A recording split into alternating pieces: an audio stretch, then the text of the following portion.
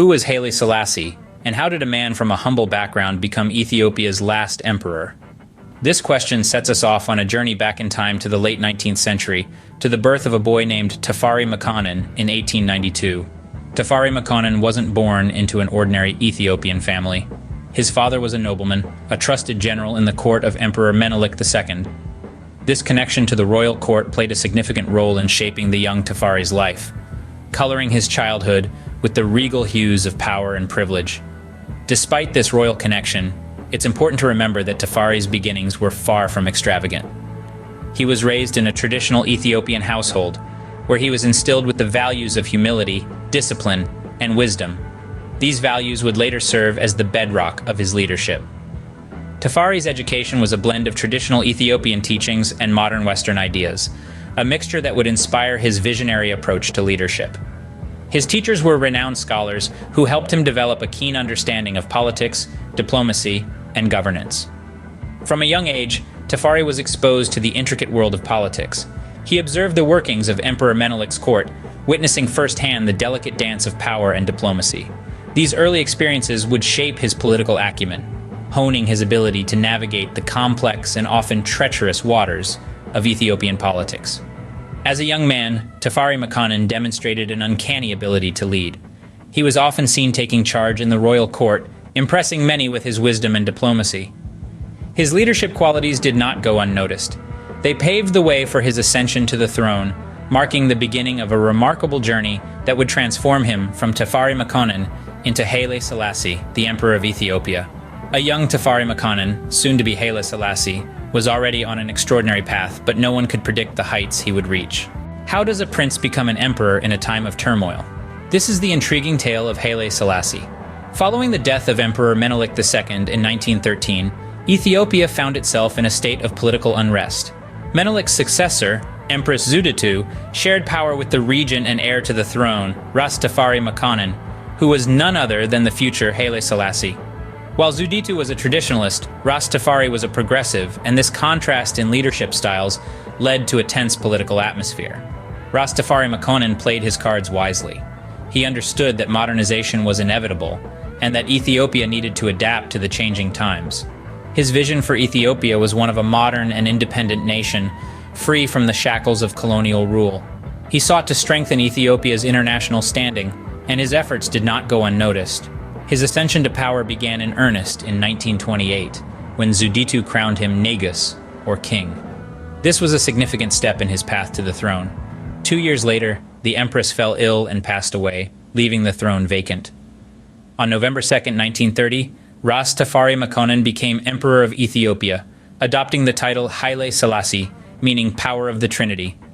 His coronation was a grand affair, attended by diplomats and dignitaries from around the world.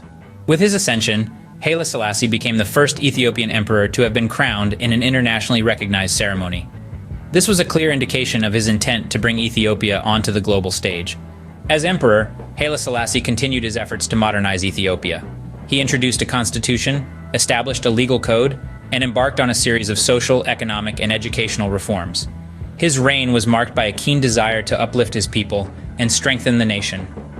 In a time of uncertainty, Haile Selassie rose to power, promising a new era for Ethiopia. His ascension marked the dawn of a period of significant change for the country, as Ethiopia began its journey towards modernization under his leadership. How did Haile Selassie handle the immense challenges that came with his new role? The answer to this question reveals an intriguing mix of triumphs and trials, of resilience and resolve. The reign of Haile Selassie was marked by a series of unprecedented challenges. The first major test of his leadership came with the Italian invasion in 1935. Mussolini's forces sought to colonize Ethiopia, leading to a brutal conflict known as the Second Italo-Ethiopian War. Despite the odds stacked against him, Selassie fought tenaciously to preserve his nation's sovereignty. His efforts, however, were not enough to repel the invaders. In 1936, Selassie was forced into exile, a period of immense personal and national turmoil. Yet, he did not let this setback extinguish the flame of his resolve. From his base in England, he continued to rally international support for his cause, delivering impassioned speeches and leveraging diplomatic channels. His efforts bore fruit in 1941 when he made a triumphant return to Ethiopia, marking the end of Italian occupation. His return was hailed as a symbol of resilience, a testament to his unyielding determination to safeguard the independence of his homeland. But Selassie's reign was not just about war and strife. He was a visionary leader, committed to modernizing Ethiopia. He introduced a series of reforms aimed at propelling the nation into the modern era. These included the abolition of slavery, the introduction of a written constitution, and the promotion of modern education and infrastructure. Another significant aspect of Selassie's reign was his role in the formation of the Organization of African Unity in 1963. His leadership was instrumental in fostering a sense of solidarity among African nations, promoting a collective identity that transcended individual borders. Haile Selassie's reign was a time of immense change for Ethiopia, marked by both significant progress and devastating setbacks. His story is a testament to the power of resilience in the face of adversity and a reminder of the enduring spirit of a leader who refused to bow down to challenges. How did the reign of Ethiopia's last emperor come to an end? This is a question that brings us to the turbulent 1970s, a period marked by political and social unrest in Ethiopia. Unrest, largely fueled by economic hardship, widespread famine, and political repression. Haile Selassie's reign, once marked by his efforts to modernize Ethiopia and his prominent role on the global stage, began to falter.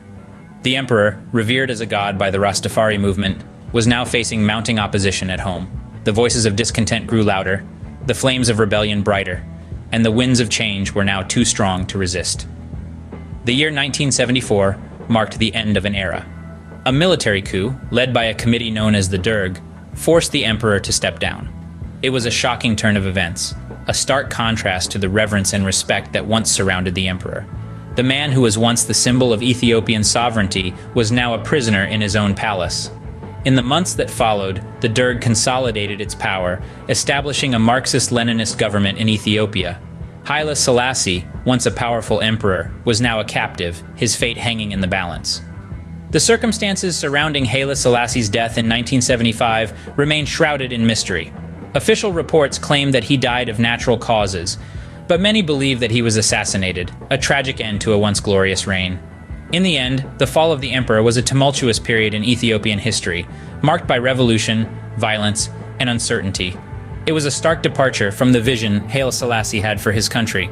The once powerful emperor's reign ended not in glory, but in tragedy. From being a symbol of modernization and progress to becoming a victim of political upheaval, the story of Haile Selassie's fall is a poignant reminder of the unpredictability of power and the fragility of human ambition.